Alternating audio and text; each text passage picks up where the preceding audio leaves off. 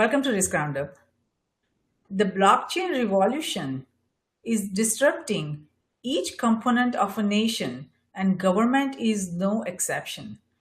As the blockchain's benefit of trust, transparency, security, efficiency, and speed are readily applicable to governments, the technology's potential is driving exploration of its applicability at all levels of government across nations.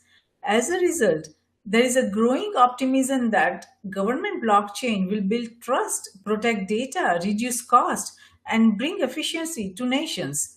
The question is no longer whether the transformation and revolution that we are witnessing today on the backbone of blockchain will transform nations and its governments, but rather how will they do so? To discuss government blockchain revolution further, I'm delighted to welcome Gerard, Dache, and Jonathan to Risk Roundup.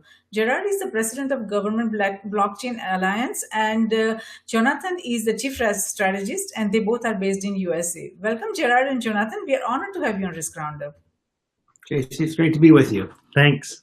Oh, sorry, Jeffrey. Wonderful. So each nation's government has many roles and responsibilities. Government's responsibility, irrespective of whether it is fiduciary, legal, or to the taxpayer citizens, creates an incentive for ensuring accurate transfer of value between all relevant stakeholders within and between agencies, or between the government and third parties, or between government and the citizens. So, do you think the current system is effective for government's roles and responsibilities? Well, first of all, we have a lot of different governments, right? And so there are some governments, and I would say here in the US, for the most part, people are generally happy with how government works, generally, right? We have a political process, and if you watch Fox or CNN, there's always people complaining about something. But the level of trust in our system is much higher than it would be in a place like Zimbabwe, right? Or maybe North Korea, right? And so it's a very eclectic answer, right? The system works for some, right? For those who are in power and have a great deal of control, it works great for them. For a lot of people, it doesn't. So it's a very complex question. Yes. Yeah. Yes, very true. Yes, go ahead, Jonathan. Yes. Where I see some opportunities, and where most people see that government maybe is wasteful, that transparency and being able to see where things are being allocated in our current situation is not there. That transparency is virtually zero. So there is a lot of opportunity in bringing that and budget and appropriations to the forefront to say, this is where the money's coming from and this is where it's going. Yeah, I think it's fair to say in every government, even governments as sort of mature and stable as the United States government, there still is fraud and corruption. Right? I mean, in some places they know it, everybody knows it, it's institutional. In some places like the United States, we are led to believe that it doesn't happen. We don't expect it, but we know it's happening in pockets here and there, right? So there definitely is a place for blockchain, I would say, in every government. Yes, very true. Now, there are a lot of complex challenges, but at this point, from your observation, how do the governments currently record their transactions? What is the process? Because when the blockchain brings big benefits of recording the transactions, and that's why it's important to understand how the process is currently without blockchain. How do governments currently record those transactions? Well, it's private. And they choose, for the most part, not to let anybody know about it, right? It's all closed systems, and just with our voting, right? We all vote, and the government says, "Well, just trust us. We counted everything correctly," and and the government has mechanisms in place, but at the end of the day, well, they control everything. Nobody has visibility into it, and they just expect us to trust them. Yes. Ha ha ha. That's the biggest, that is the most complex problem and the biggest risk that we are facing. You're absolutely right about that. So when it comes to redesigning and redefining government systems at all levels, how can we use blockchain technology effectively? You want to? Well, And how long is the podcast? 6 hours? 8 hours? well, Oh, that long. That's great. 1 hour. So yes, do your best. well, we were just at an event this morning, the Virginia Chamber of Commerce on diversity, and that question came up consistently, and I very much enjoyed the answer because my background's a manufacturing engineer, and I look at things as better, faster, cheaper. Well, that is true in government. Government resources are much thinner than they've ever been. The manpower, the resources, the funding, everything. So the opportunities within government are say tenfold compared to the private sector by looking at how we make these business processes better, faster, cheaper. So the opportunities are there in an enormous way. Yeah, let me give you an example. So again, because we're talking about state, local, national, and international governments all over the world, right? There are some governments where they're doing this fairly well, and there's some where they're doing it terribly, right? So let me just give you an example. In the Government Services Administration, right, the GSA, it's a U.S. government agency. They're responsible for the procurement of all general products and services. So, for example, the DoD buys a tank, they're responsible for that procurement, but the procurement of laptops and pens and pencils for all agencies, right, that's the GSA. Software, IT, stuff like general services, building services. So they looked at how long it took them to essentially acquire IT products and services. It's called their Schedule 70, right? And so what they did is they put together a blockchain pilot project. They said, look, if we have a blockchain foundation, can we speed up the process? Can we make it better, faster, cheaper? And I don't remember exactly what the numbers were, but it was something like before they did the pilot, it took them 4 months, I think, to process a contract. Mm-hmm. And after they were done, it took 2 or 3 days.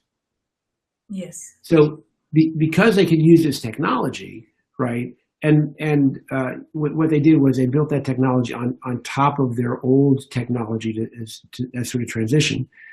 It's still in pilot, right? They haven't fully deployed yet, but it's proven the fact that the blockchain can make transparency, the efficiency of the contract in that particular contract much better, faster, cheaper.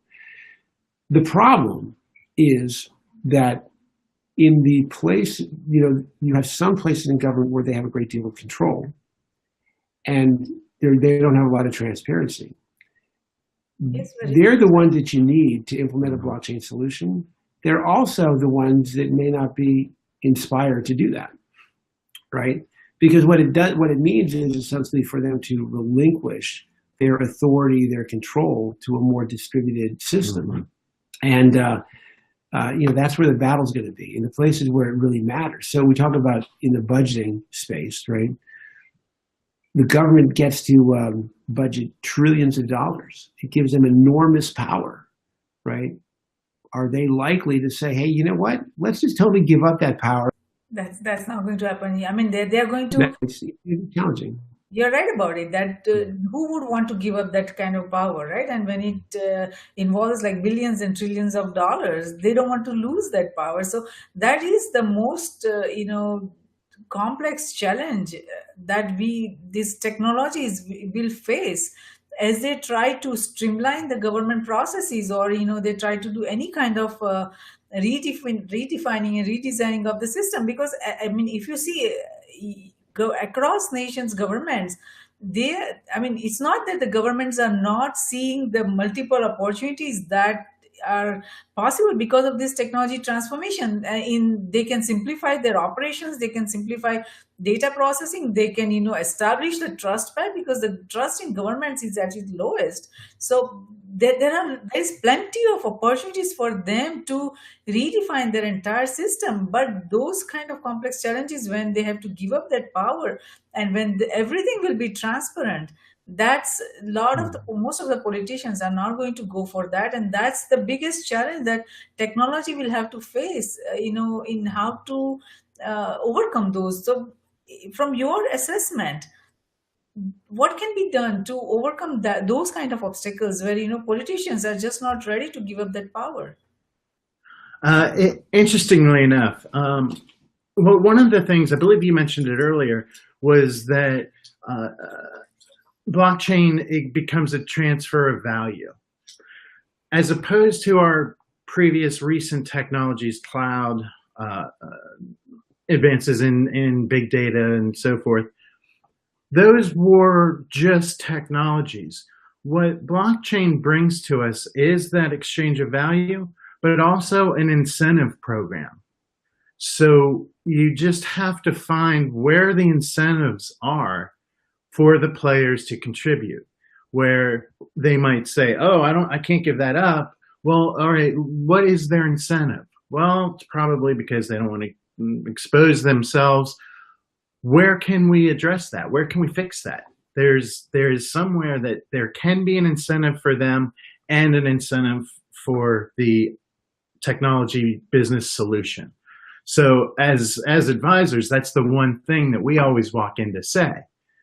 And as opposed to our recent technology solutions, yes, it's business technologists and you got to know the technology. This blockchain gives us an opportunity to make it more to a human level. So yeah, and it's also important to understand that in government, there's a lot of good people in government, right? Yes. And so a moment ago we were talking about the bad actors in government, right? Well, there's a lot of people, and especially the younger, more the millennial type of politicians and government administrators, they really want to do good, and they see blockchain as a way to do economic development, to really sort of meet the needs of their people.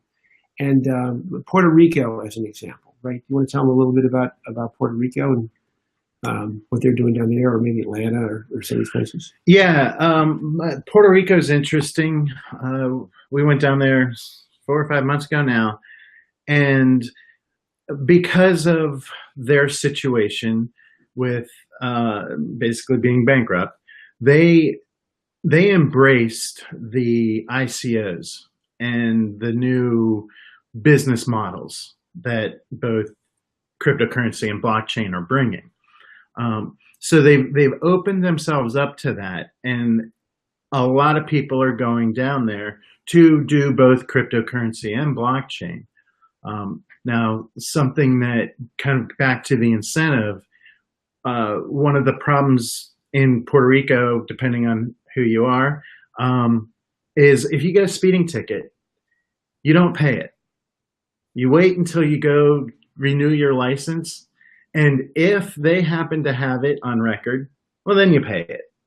If they don't, more likely they won't. More likely they won't. Right. So the thought is, oh my gosh, we can put blockchain, driver's license and everything.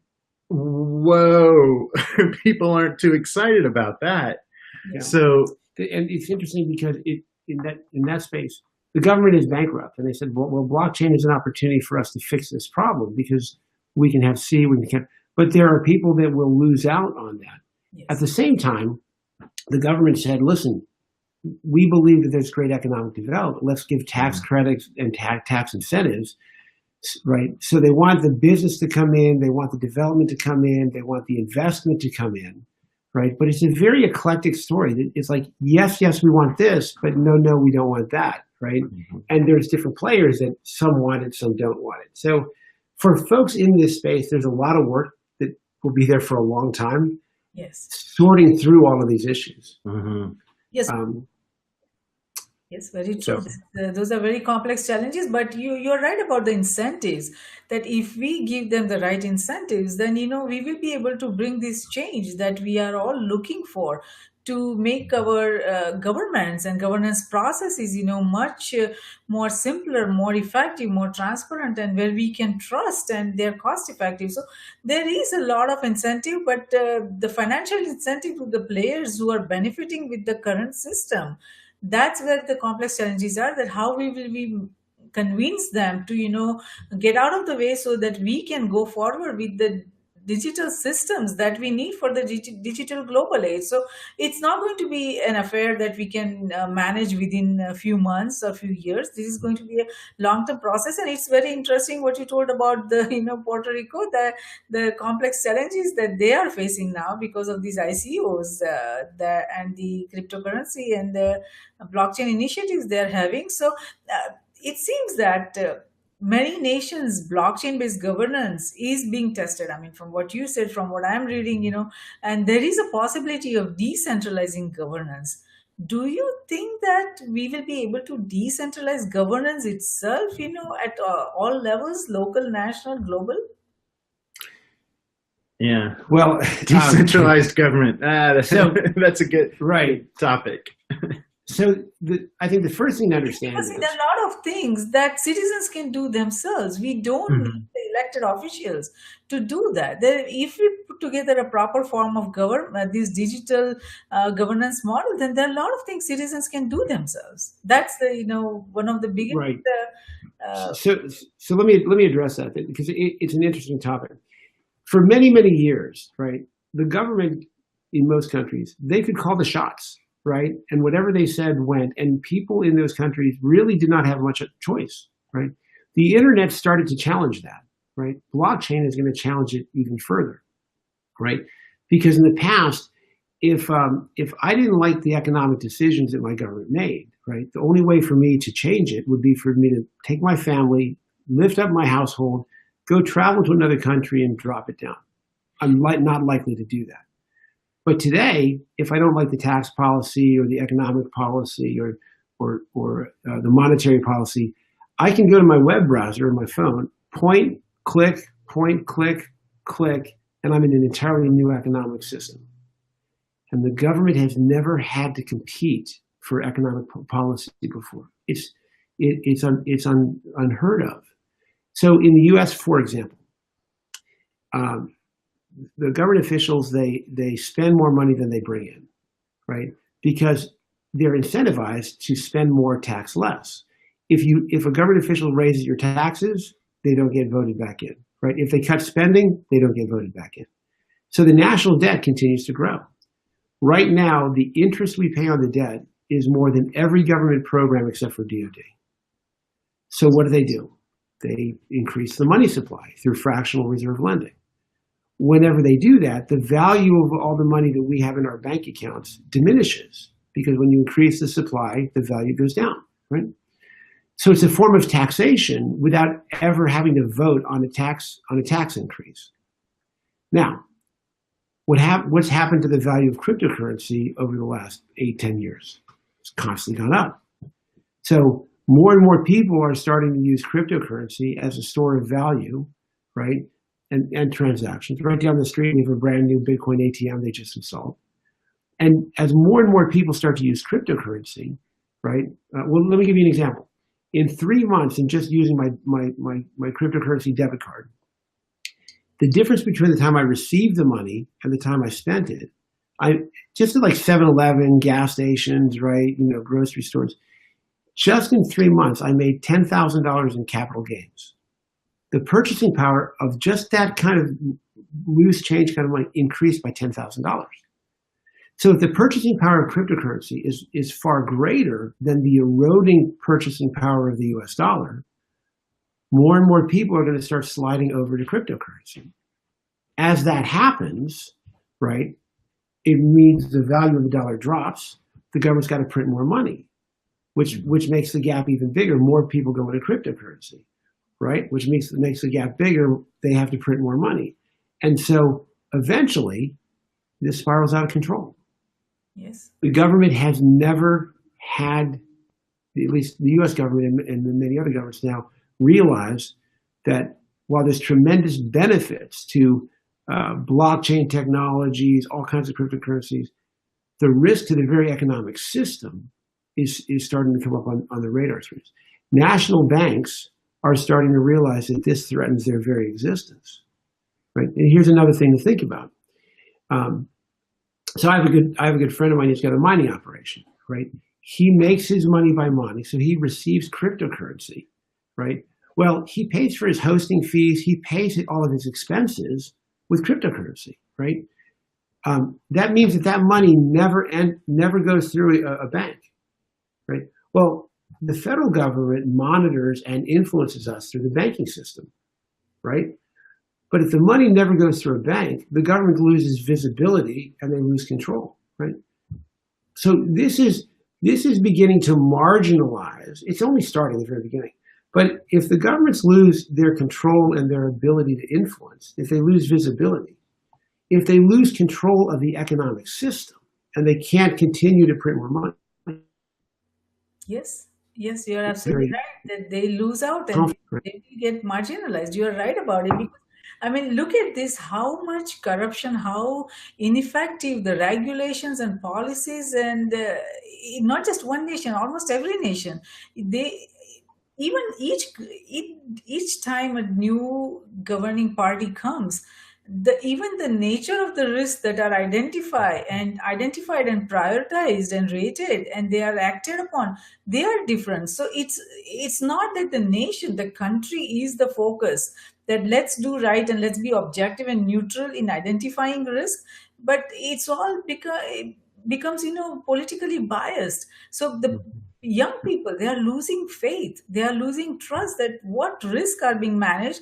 And if these are the our value of our currency keeps going down because of the actions and decisions that are taken by our decision makers, then there is something wrong with the way we are taking decisions. So you are right that it's not the financial system only, each and every system is at risk. And that's where the amazing technology transformation that is coming our way, that has amazing benefits, but it also brings critical security risk, that in the sense that each and every system is at risk. Even if we talk about the how we vote and elect these politicians, the political leaders, and it seems that many nations have already started using the blockchain-based digital voting system, because these elections require this authentication of voters' identity, and blockchain can serve as a medium of not only casting votes but tracking, counting, and thereby it gets rid of all the foul plays and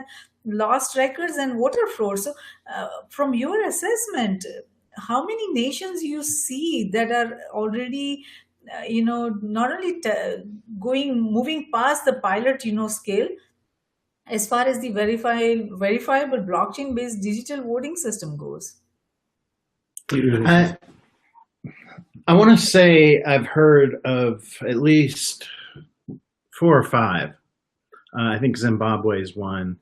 Well, and states too, like West Virginia. Yeah, right? yeah, in some of the states. Now, what our challenge here is in the states is we look at these other nation states, and most of them are even smaller than Connecticut Yes. or in population. Yes. And so what they can do at their scale is much simpler. I believe that in the states we'll see it happen at the local level, and maybe even just in the school board or the municipality, raising up to the town, raising up to cities and states. But that's going to take some time. I think the community level will happen rather quickly.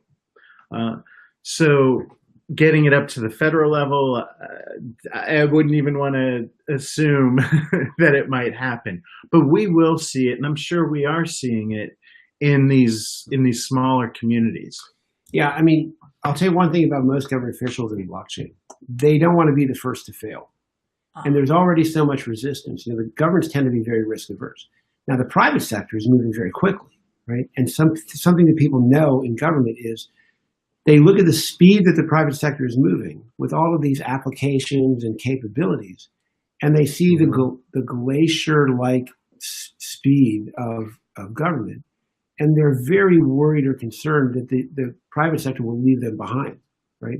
However, that doesn't necessarily overcome the resistance, right? Because the government it has to move through at a bureaucratic pace, right? And I'm not saying it's bad, but I'm just saying the pace to turn a ship of an aircraft carrier is much, much different than the pace to turn, of a canoe, right? And there are constraints, right? Large systems, many, many different players, right? And they don't have that kind of agility that the private industry has. So this is another issue where the rules are changing. The governments are trying to apply old school solutions, right, to this new age problem. They're going to make a lot of mistakes. They're going to try to regulate, control, the way that they're used to doing for the last hundreds and thousands of years. It's not going to work, right? And so, at the same time, governments have a responsibility for infrastructure, right? The environment, police and fire and safety. There are many, many very legitimate roles for government, right? How are they going to do those roles when the way that they tax, the way that they provide oversight, those tools may not be available anymore. So, we want to help folks in government identify the risks and the problems, right? But then really come up with solutions, because governments, we still need effective governments to perform, right? But the existing models, may be broken. In fact, even the concept of having a government based on the geography, right? We draw a line on a map, and the rules on the one side of the line are different than the rules on another side. That's not true in the blockchain world. True, very true. No, that's the key difference in how the two different kinds of governments, like digital governments as well as our traditional governments, are going to be so different. And if we look at how all this technology transformation and what is the potential of it, and how it will change the very way we govern and how we regulate and how we create, policies and how we interact with citizens, everything, they are all open to fundamental transformation. So from your assessment, how are nations, governments, and the decision makers especially responding to this blockchain driven revolution that would bring not only transparency, trackability, but the very way they take decisions, for any of their nations, business, and especially with the government like United States that is so complex with so many different agencies and institutions and so many different, levels of government. How will they bridge that divide? Because this kind of government and blockchain initiative, when we are trying to define the government on a blockchain, it's going to require collaboration and cooperation at all levels, within and across the nation's government, and there's so many agencies. How will the decision makers go forward on that? I think about it on a small scale, that we talked about a little bit about like the local communities and fire and police. What if Gerard and I live in the same county, and we vote and the community votes and agrees, let's put the fire operations on the blockchain, and let's build these smart contracts into it, that it uses X amount of public money that we have all agreed that we would contribute for fire services or police services or garbage disposal, all the things that currently that local community government oversees. Well, what if they are all on smart contracts? Now there's all of that administration, and you have all the arbitrage and risks into the blockchain for what might go wrong. Now raise that all the way up to defense purchasing of a tank, or the healthcare of a. Before you go there, though, let me go back to the local thing, because I think that there's a fundamental, really important thing. So if Jonathan and I live in a county, and we decide to put the fire and police on a blockchain, right? Well, that blockchain exists on many, many different computers in many different places around the world, right? So I live in Fairfax County. You live in Alexandria. Yeah. Fairfax County and Alexandria County, right? The members of the community, not the government, but the members of the community could say, well, let's connect our blockchains, right? And then the county next door. And now we have a situation where there's a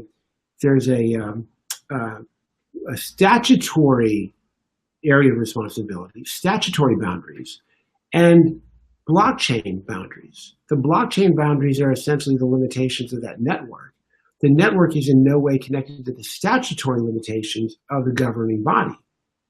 So now, if one of those governing bodies wants to make a change to the rules, right, they can pass as many laws and as many bills as they want to, but unless the community encodes them on the blockchain, it's somewhat irrelevant.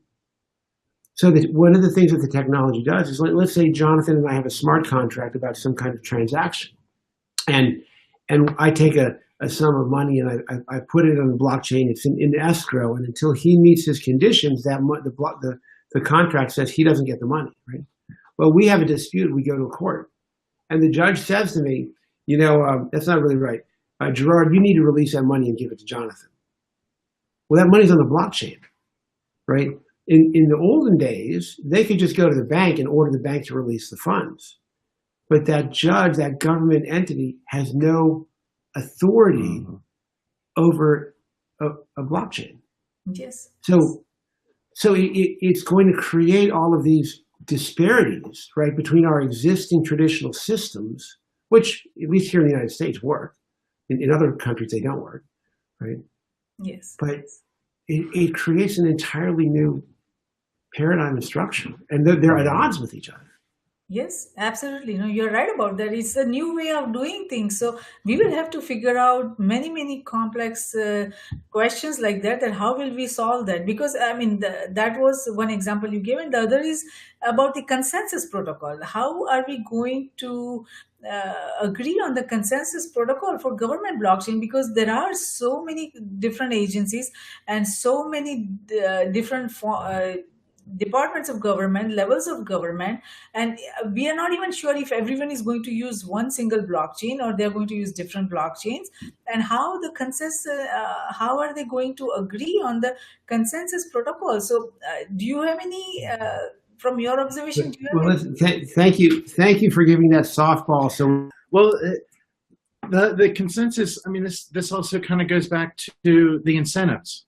What is the consensus? Is it a 51 like Bitcoin protocol, or is it simply a Byzantine, 2/3, or is it a Tangle type of chain that you can actually set to, hey, I only want 5%. I only need 5% confidence for this to be accepted, or I want 99% confidence before this transaction is accepted. So just in those three different models, there are a lot of options that when solutioning this, when looking at this, to come to those agreements. Yeah, consensus in this context of this conversation really exists at two levels. It really exists at what Jonathan is referring to as somewhat of a solution level, right? What is a consensus protocol, Yes. right? I think the thing you're also talking about is, how do you get people to agree conceptually, right? And so one of the things that we've got many projects that we're working on, right? And one of the projects that the GBA is working on is recognizing that we have a lot of vendors and a lot of government contracts, right? And a lot of contracting agencies and officers, right? So one of the projects that we're looking at right now is, can the GBA create a standard for how government contractors and government contracting officers engage with each other? Can we create a public blockchain, right, where acquisition data can be recorded to the blockchain, and then companies and contract officers can interact with that data? So it doesn't matter whether they're with Arlington County, Fairfax County, Virginia, Maryland, DC, right, the Department of Agriculture, the United Nations, the EU, any government entity that is going to be acquiring products and services from any vendor right, will be able to interact with the public blockchain, store data, so they can keep things about the history, the track record, pricing, any of that kind of data can be maintained on a global government acquisition public blockchain. But yet the companies would have control over what data they would make available and to who, but there would be no question as to the integrity of the data, right? So, for example, if I'm a supplier and I routinely deliver well or I routinely deliver poorly, right, that performance data would be on a blockchain, Yes. right? And so that's part of what, because we have chapters all over the world and we have many different working groups, one of the things that GBA is doing is helping people come together to come up with consensus standards. Like we just did one for training, right? And we're doing them in all the different working groups. And then once we can come up with that kind of consensus standard, then what Jonathan's talking about is those groups then have to decide what the consensus protocols will be in order to validate data. So I kind of feel like the GBA is connective tissue to help people all over the world figure those problems out. Good. No, I'm glad you are working on that. Your organization is working on that because that is something that needs to be addressed, and we do need the standards for that. Now, there's also another point that you mentioned, that the public chain blockchain, right? The GSA. There's some of the projects that are going on through that. You mentioned that they're developing that public blockchain. So does that mean that the access to that government chain will be permissionless if it's a public blockchain, or is it going to be permissioned? Mm-hmm. Well, looking at a chain and saying who has the permission to write and who has the permission to read. In the ideal world, these chains, particularly government chains, would be public. So eventually, what data that, because right now OpenGov, OpenData.gov, they have tremendous amounts of information, and it's just out there. It's out for folks to use, and people create new business models and increase the economy greatly from this data. So if the transactions can be public, this is a whole new set of data that then can be used to create new businesses. Government by nature is, how long did it take for them to go to cloud computing and open source? Because, we can't give our data out there. We can't give it away.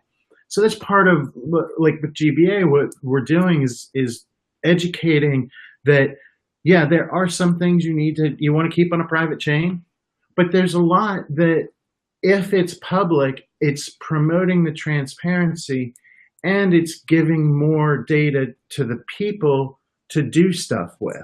Sure. Now, I get your point on that, because government by nature has to be open. But at the same time, when we are talking about this digital world, digital system, if we don't define processes or way by which we can authenticate the identity of the nation's citizens, then there is no guarantee that people who participate on those blockchains, they could be citizens of other countries, and they are there, probably to manipulate the many decisions, or do frauds or all kinds of things. So while we do need an open public blockchain and permissionless blockchain, but at the same time, that permissionless blockchain, if it's there, then how are we going to authenticate the digital identity of nation citizens? Let me hit something and then talk about Estonia. So listen, I think that there's a phased approach here. The governments around the world are not ready for public blockchain. Right, it's not going to happen soon. All of the solutions that they're working on are small, private, permissioned blockchain, and honestly, they're basically distributed.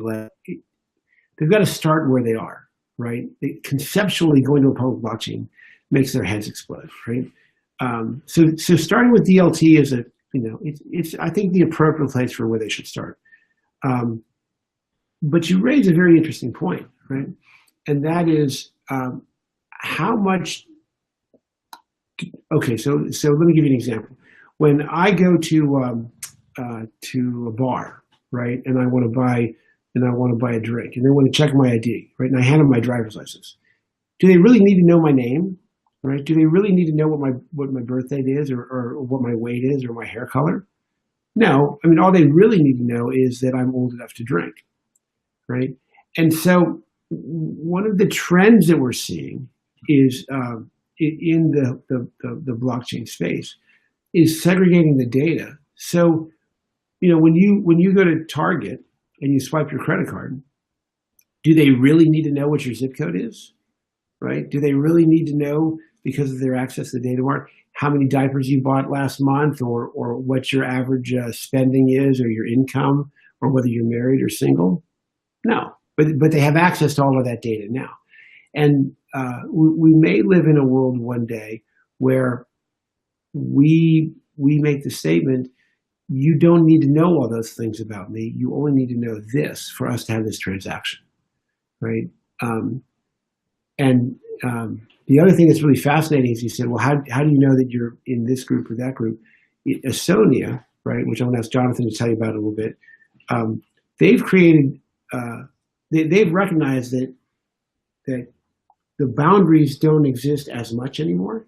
So they'll allow anybody in the world to become an e-resident of Estonia. I think you pay $200. You can then participate in the Estonian government, right? Interact. You can register your business, and I think they're charging $200 per person to do it, right? And so there's a lot of experts who believe Estonia can become the wealthiest country in the world because the concept of borders and transactions, they're seeing that in an entirely different light. It's a different paradigm. Do you want to just fill in the rest about Estonia? Yeah, just to go on that a little bit, I've been reading about entire nation states that are just creating themselves out in the ocean, and they're completely decentralized, completely blockchain, their own cryptocurrency, absolutely autonomous government citizens. Now, I have always had the question, well, when someone decides to come attack them with a submarine, who's going to protect them? So I think there's still some problems with that model, but the concept of building that nation state. And Estonia is fascinating because, yes, they're completely on the chain. Every day they publish the public key that you can go and see what all the transactions were the day before. But it's how they got there that's so interesting. And it was one of their large neighbors attacked them and just destroyed the government. Yeah, just through a cyber attack, destroyed all government records and everything that kept the country together. So they said, okay, well, that's a pretty high risk. Let's mitigate that. And let's build from the ground up an entire new society, 100% on blockchain. And so that is a really interesting solution to what presumably would be seen or is seen as an impossible risk to mitigate, but they've done it. Yes, So they've done it, you are right. But like you said before, that it's a very small nation, it's a very tiny nation, and a lot of things are doable, possible there. But the fundamental concept of a world without borders, irrespective of whether it is cyberspace, geospace, or space, I think it's far, far away, probably centuries away. I don't see any way that nations, current decision makers, will give up their control and agree to the open borders, in everything, in just even in cyberspace, even in the digital world. I don't see it happening, and at the same time I also don't see that how we will manage those complex challenges, because yes, it's very easy to become e-citizens of Estonia, and but how, when millions and millions of people will start trying to get benefit from those nations, the wealthy nations, that's where the complex challenges will start emerging, or when there are security threats emerging, like you said, this submarine attack, or any kind of attack, electronic warfare, cyber warfare, or space warfare, then who is going to protect? So there are very complex challenges.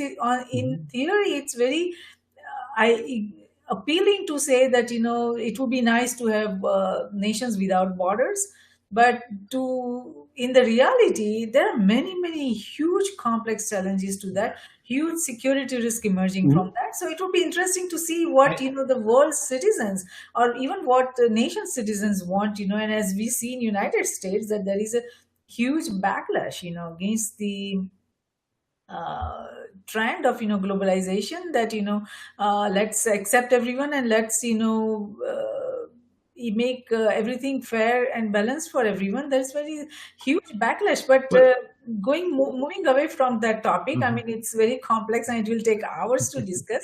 Now, since blockchain is a distributed ledger, and if many government agencies have access, and if many government agencies are trying to use the same blockchain, how will we maintain functional integrity and separation of power? Because as we see in United States, each branch has there is a integrity to that and separation of power in that. can I address that for a second? Yeah. So I want to transition from the topic we just talked about into this new topic, but there's an element of the old topic that we have to address. Okay. And hang on a second. Hey, Kath, we're on a live podcast. Um, so the thing that I want to talk about, you said that countries are not going to give up that sovereignty, right? And I completely agree. But national power really is a component of maybe four things, right? Military power, diplomacy, economic power, and information, right? So all governments basically use those four pillars of power, right, in order to exert their will within their boundaries. Right? Well, the internet and information is challenging those boundaries, right? The next big one is economic power. So, for example, I used to do a lot of business in China. China's concerned about capital flight. They're interested in controlling their economy, right? And they were afraid that a lot of money was going to leave China. So they basically set a rule that said an individual or company can only transmit change a certain amount of Chinese RMB to foreign currency. Well, so when my customers would pay me, they would have to go to the bank, file an application. They would have to wait a couple of weeks, and then finally, 3 to 4 weeks later, I would get paid. There'd be a lot of fees. When they decided to start paying me in Bitcoin, right? Because Bitcoin is not technically leaving the country, right? Bitcoin doesn't exist in China or the United States. It's a distributed ledger that exists everywhere, right? So they would convert their Chinese RMB to Bitcoin. They would pay me in Bitcoin, right? And at that point, my transactions, I would receive the money within minutes. And at the time, there were hardly any transaction fees. So when governments start to lose sovereignty over the information through the internet, and then, just like we talked about before, as their economic sovereignty starts to erode, because people are moving out of the fiat currencies into the cryptocurrency space. How long will that take? How fast will adoption be? I don't know. But what you've now just done is you've knocked two of the four pillars of national sovereignty out from governments, right? Now, we still need governments, we still need security, we still need all that. But if governments lose those two pillars, we need to still have those other two pillars. We need to have safety and all that stuff. And I would throw the environment in, right? But I don't know how we're going to do it. We have to do it, right? But I don't know if the same rules will apply. And it is not that the governments will give up that sovereignty. I think that what's going to happen is they're going to be challenged in new ways. And I don't know how they're going to respond. It's going to be fascinating. Yes, it is. It is going to be fascinating, and hopefully that there will be some areas, some systems that will be able to develop on a global scale, and some systems will have to keep private separate and sovereign to those nations. So that way we have boundaries between the integrity of a nation's sovereignty as well, but at the same time we have the access to global markets and global database and global intelligence that's developing. So it will be interesting to see how everyone, nations, its government, industries, organizations, and academia work together and come up with a consensus on how which systems to redefine and redesign, and which systems to keep it private to those particular nations. So it will be interesting to see how we all work together. But from Yeah. your assessment, which government projects that you see that are based on blockchain to redefine and redesign that portion of the government are trendsetters across nations? We are not talking only about United States, but from all across nations. And where do you see that the problems need to be, and what kind of problems do you think that we need to overcome for the broader global adoption of global technology when it comes to governments? You want to do first, and then I'll throw my Oh, please. Okay. Please, you may. So we have a couple areas which what I would call low-hanging fruit. We have a couple areas where I believe are big impact areas. And so let me just throw a couple of these. I think voting is a low-hanging fruit, right? I think voting is one of those things where everybody can kind of agree we need to have a trusted voting systems. There's flaws in the voting system. It's a relatively easy use case for blockchain. I think voting is one of them. I think in some areas of the world, land titling is very, very important. And so we'll start seeing where voting, I see voting could start to deploy almost everywhere at any time, right? Land titling being deployed in areas where those systems are not trusted, right? The other one that I see developing in the more first world countries is public health, right? Because in the area of public health, there's very little resistance to that. There's not a whole lot of losers in let's do a better job with public health, right? Let's find ways that we can put food supply chains, the pharmaceutical supply chains. The CDC has got a pilot project where they're collecting data from hospitals and different medical institutions, so that if they see an outbreak of some kind of an epidemic, it's on the blockchain. Everybody can get to it fast. Everybody can write data, and so I think public health is a great use case. And I think that one of the most important ones, but one of the slowest, is in the area of public financing, right? How we manage our money at a governmental level, I think, is a great potential for good. It's going to be very, very slow, long, and hard to get there. So those are just some of the use cases that I see. Well, the CDC is a great example. It wasn't 10 years ago. We didn't have Twitter, or 15 years ago. When Twitter came out, CDC saw the power of it because they could see something happening or being reported in a way that they could have never seen before, in a time frame they could never see before. Now, we were talking about a permissionless, public chain in government. Perfect example. Yeah, and maybe emergency response falls into this. Yeah, folks that can, if citizens can report these things to a permissionless chain, the time for CDC to react it would be faster than Twitter right now. So there are use cases where that permissionless chain will work. I think touching on all the other topics, the Walmart thing too. Yeah, well, the food safety is a really, that's a big one. In fact, just today, Pepperidge Farms has to recall 3.3 million units of goldfish because they found salmonella. Well, that's 3.3 million bags of goldfish they have to destroy. Not only bring back from the market, but destroy. If a salmonella breaks out in a grocery store, or lettuce or whatever, the grocery store has to eliminate all the fresh produce in their store and destroy it because they don't know what happened or where it came from. Walmart and others have done these studies and said, what took several days, they were able to accomplish in several seconds to say, this mango came from this location. it was on this truck. These are all the things that it contaminated, not all this other stuff that we've got to throw away. And the economic value of having thrown that away is tremendous.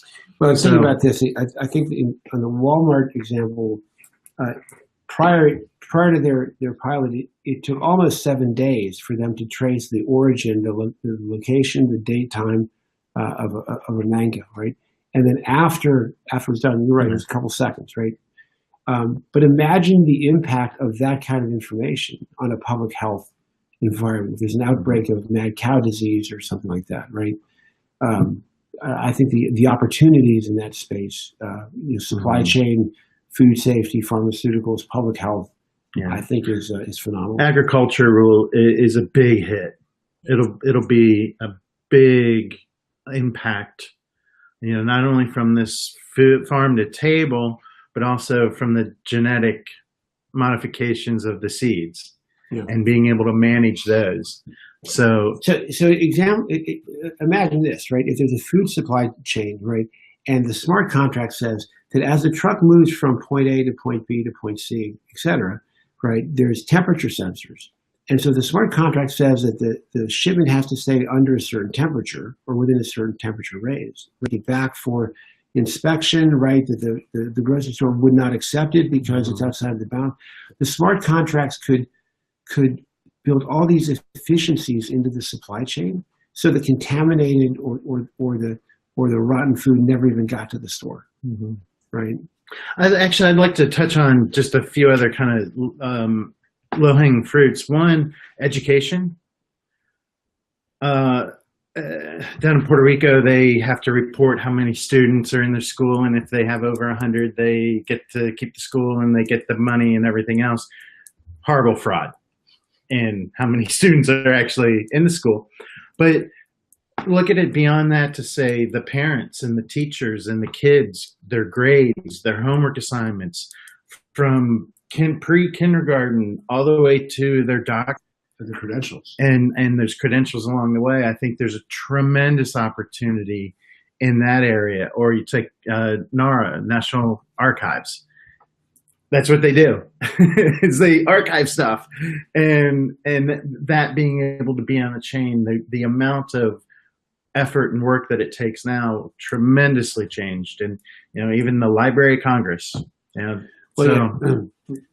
a lot. Yeah. If there's an agency, I can probably find a use case.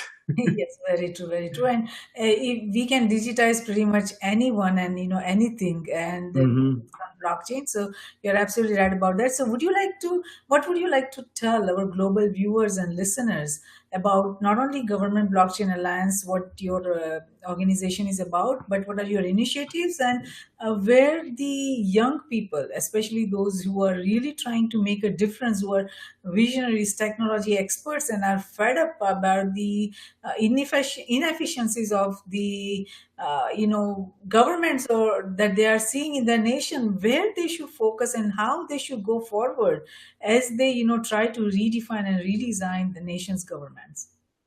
Well, it's a Government Blockchain Association, right? So if you're I want to make sure your viewers aren't Googling the wrong organization. Yeah, Government Blockchain Association is gbaglobal.org. You want to start off, and then I'll throw myself in? Well, I'll let Gerard talk about GBA, because I like the second part of your question. I think the next generation and generation behind that, I think they're at a very interesting and unique opportunity.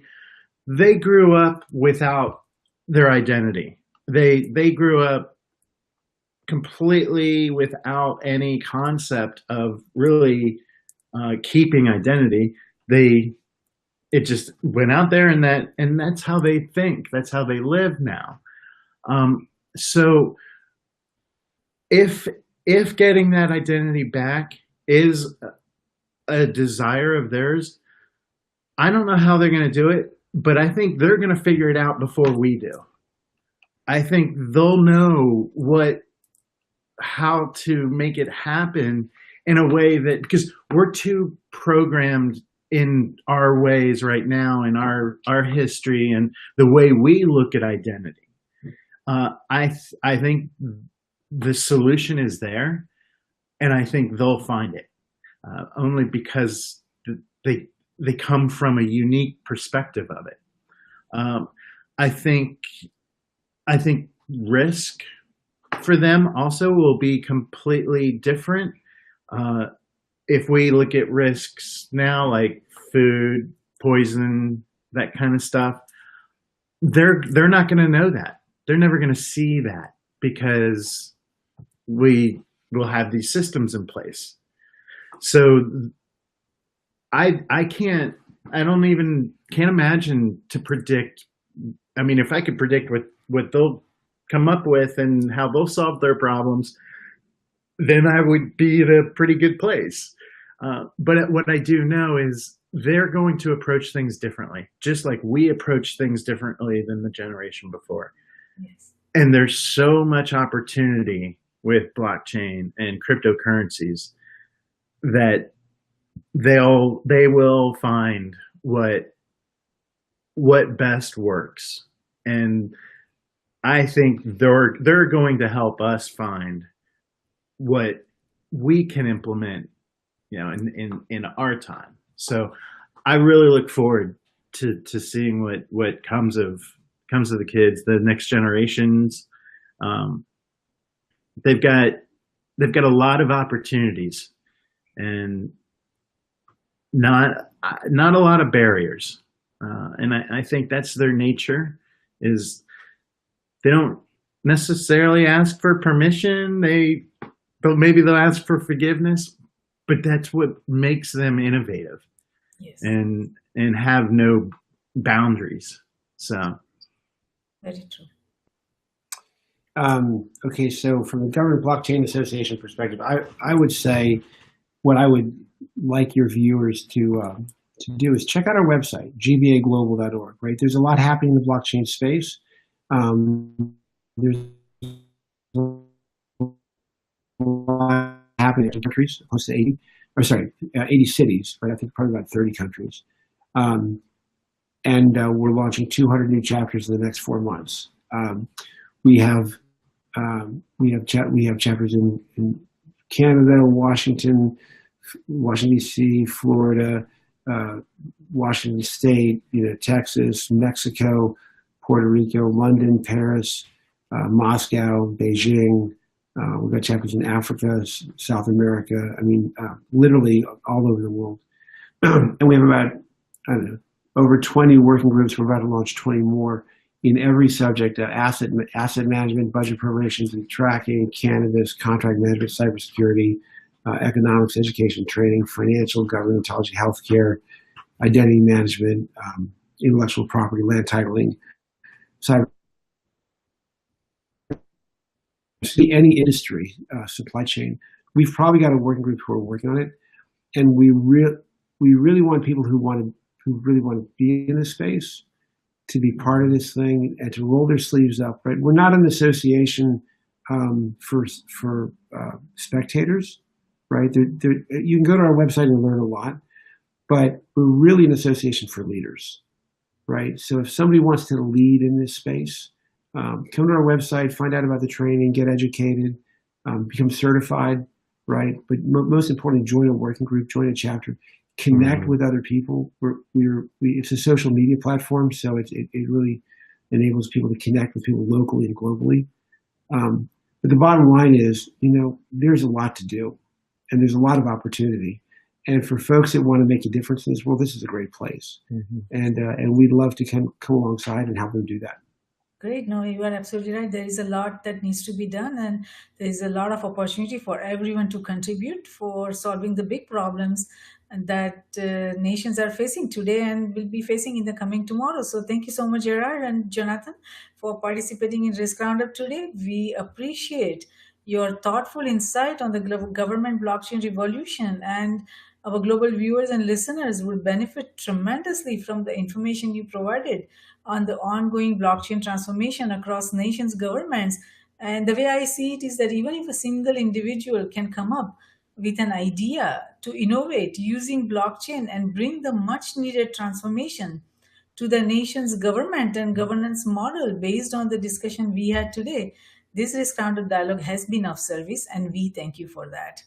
You bet. Thank you. Thank you. Have a great day. Wonderful. So thank you so much. So Risk Roundup, a global initiative launched by Risk Group, is a security risk reporting for risk emerging from existing and emerging technologies, technology convergence and transformation happening across cyberspace, geospace, and space. We at Risk Group believe that risk management, security, and peace, they walk together hand in hand. Though security is related to management of threats and peace to the management of conflict, risk management is related to management of security vulnerabilities as well as management of conflict. And it is not possible to conceive any one of the three without the existence of the other two. All three concepts feed into each other. We believe that the security we build for ourselves is precarious and uncertain until it is secure for everyone across nations.